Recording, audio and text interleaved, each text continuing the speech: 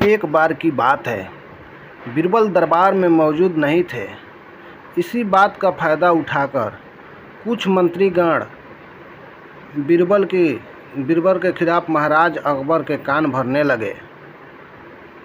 उनमें से एक कहने लगा, महाराज, आप केवल बीरबल को ही हर जिम्मेदारी देते हैं और हर काम में उन्हीं की सलाह ली जाती है। इसका मतलब यह है कि आप हमें अयोग्य समझते हैं, मगर ऐसा नहीं है। हम भी बीरबल जितने ही योग्य हैं। महाराज को बीरबल की बहुत ही चिंता रहती थी। वह उनके खिलाफ कुछ नहीं सुनना चाहते थे, लेकिन उन्होंने समाधान निकाला। उन्होंने उनसे कहा, मैं तुम सभी से एक प्रश्न का जवाब चाहता हूँ, मगर ध्यान रहे कि अगर तुम लोग इसका जवाब नहीं दे पाए तो तुम सबको फांसी की सज़ा सुनाई जाएगी।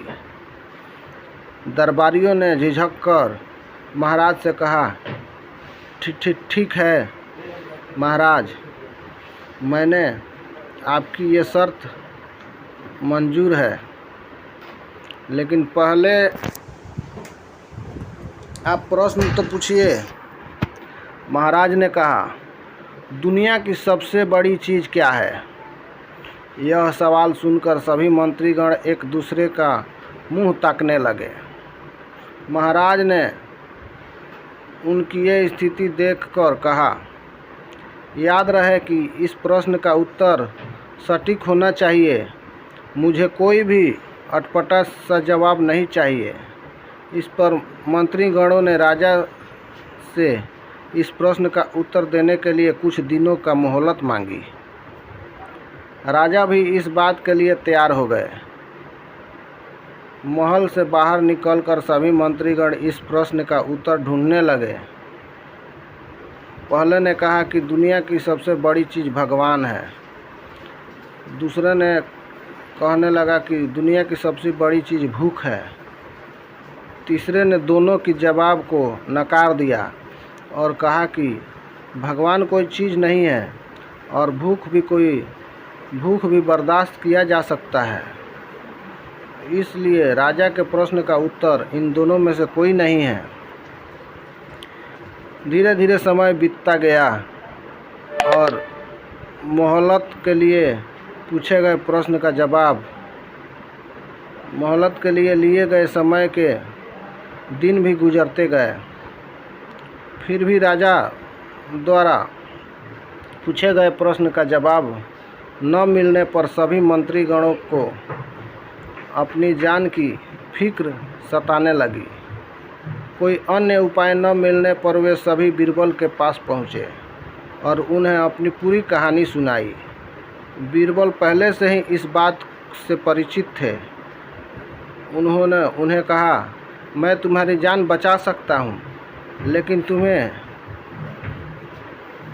वही करना होगा जैसे मैं कहूँ। सभी बीरबल की बात पर राजी हो गए। अगले ही दिन बीरबल ने एक पालकी की इंतजाम करवाई। उन्होंने 2 मंत्रियों को पालकी उठाने के लिए काम दिया, तीसरे से अपना हुक्का पकड़वाया और चौथे से अपने जूते उठवाए। वह स्वयं पालकी में बैठ गए। फिर उन सभी को राजा के महल की ओर चलने का इशारा दिया। जब सभी बीरबल को लेकर दरबार पहुँचे तो महाराज इस मंजर को देखकर हैरान थे। इससे पहले कि वो बीरबल से कुछ पूछते, बीरबल खुद ही राजा से बोले, महाराज, दुनिया की सबसे बड़ी चीज़ गरज होती है।